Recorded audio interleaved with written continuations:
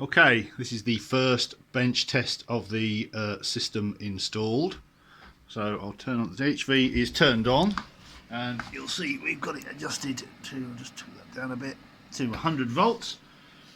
So that is the IMA battery actual voltage, and it comes in at the back here and just goes around the system as normal. However, what I've done over here is I've hacked in my plus 50% voltage multiplier onto the BCM fooler, which is supplying the two modified modules.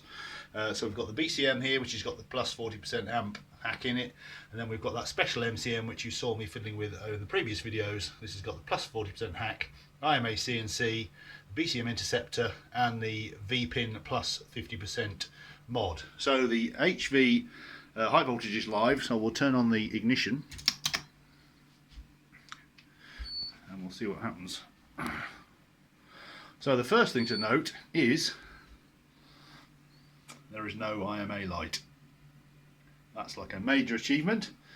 And if we look at the OBD2 CNC, we'll just skip past the startup screens, we'll see that that is showing a voltage of 147, 148 volts. I might just turn that a tiny bit if I can. See if I can make that higher. I'll leave it now for that anyway. So you can see that the voltage there is quite close to where we want to be. Just going back. That's better. A bit high there. So just got to take it down a little tiny bit. I'm just adjusting the pot here.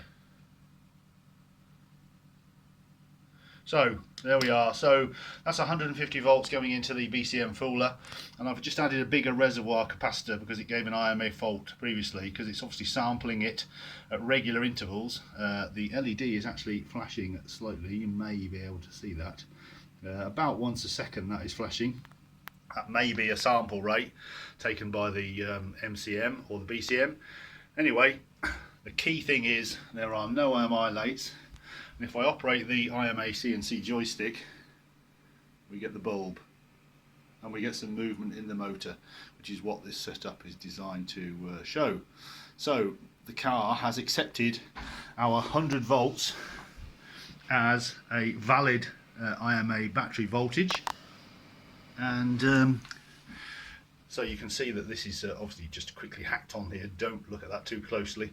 But the gist of it is, it's multiplying our voltage by 50%, supplying enough current to fool the BCM fooler, the BCM and the MCM, and it's allowing the car to accept it with no IM errors. Now, of course, once we get it on the road and we actually start getting some proper current pulling the battery voltage up and down, we may have to make some modifications to this so that it can follow the voltage quickly enough, but I don't know what the response times are going to be needed. But obviously that's not going to go up and down particularly quick because I've got a bigger capacitor on there, but we'll have to just work that out,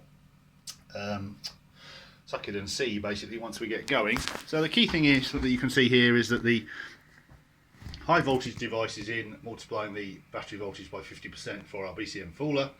It's feeding our BCM and our MCM, so that no modifications to those needed as far as the HV input side is concerned. The MCM has got all those modifications in that you saw earlier, but just to make it work better in the car. And if I operate the IMA CNC joystick, we get motor response, IMA response, which is what we're hoping for. So that's where we are at the moment. That's quite a significant step, and bodes quite well for testing later in the car.